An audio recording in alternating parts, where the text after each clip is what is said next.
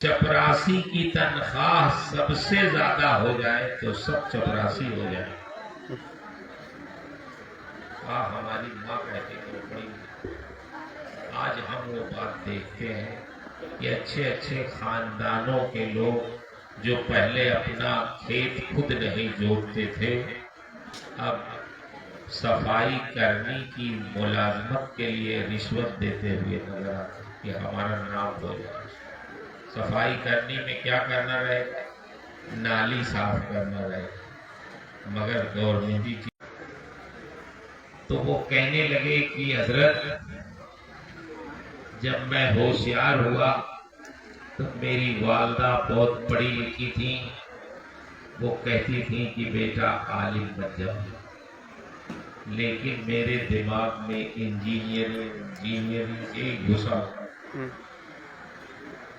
Engineer بننا ہے اور انجینئر بن کے باہر جانا ہے، امریکہ جانا ہے، ڈالر کمانا، یہی بات گھسی ہوئی۔ تو والدہ میری کہتی تھی بیٹا عالم بن جاؤ، اور میں ان سے کہتا تھا نہیں ماں مجھے تو انجینئر بننا ہے۔ تو والدہ ناراض ہوتی تھی، کہتی تھی تم ابھی بچے ہو، تمہاری سمجھ میں بات نہیں آتی، یہ سب جو تم رٹ رہے ہو یہ سب روپیہ کمانے کا علم ہے۔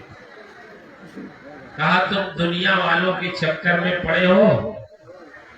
ارے اگر دنیا میں پیسہ ملے گا اس میں تو سب برداشت ہے، پیسہ ملنا۔ بہت خاتون ہوشیار تھی، بہت زیرک تھی، وہ کہتے تھے میری ماں کہتی تھی، اب میری سمجھ میں بات آتی۔ تو یہ علم جو آج آپ دیکھ رہے ہیں بچوں کے سر پہ دستار باندھی جانے والی ہے، یہ علم دین کی ہے۔ اور آپ مجھے بتائیں کہ وراثت کون پاتا ہے؟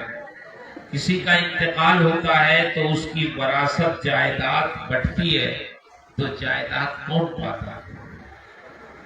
جو قریب کے لوگ ہوتے ہیں وہ پاتے ہیں۔ بیٹا پاتا، بیٹی کو تو آپ دیتے ہی نہیں جائے مگر مستحق ہوتی ہے۔ جو قریبی ہوتے ہیں وہ جائیداد پاتے ہیں۔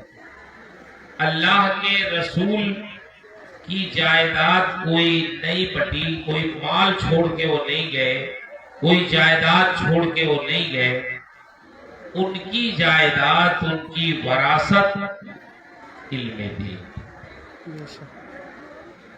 تو ان کی وراثت کس کو ملی؟ علماء۔ اس کا مطلب یہ ہے کہ علماء سرکار کے سب سے زیادہ کیا ہے؟ قریبی۔ جائیداد اسی کو ملتی ہے جو سب سے زیادہ قریب ہو، تو قریب کو جائیداد ملی۔ سرکار فرماتے ہیں کہ میری میراث علم ہے، علم جس کو ملے وہ وارث نبی ہے۔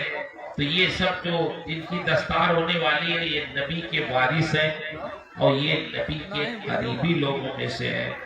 اللہ کے رسول ارشاد فرماتے ہیں مَن يُرِدِ اللَّهُ بِهِ خَيْرًا يُفَقِّهُ فِي الدِّينِ، اللہ جس کے ساتھ بھلائی کرنا چاہتا ہے اس کو دین کا عالم بنا دیتا ہے۔ اس کا مطلب یہ ہوا کہ اللہ ان سب کے ساتھ بھلائی کرنا چاہتا ہے، ان سے راضی ہے تو ان کو علم دین عطا کیا، انہیں عالم بنایا، انہیں حافظ بنایا، انہیں قاری کی۔ کوئی مال چھوڑ کے وہ نہیں گئے، کوئی جائیداد چھوڑ کے وہ نہیں گئے، ان کی جائیداد، ان کی وراثت علم دین۔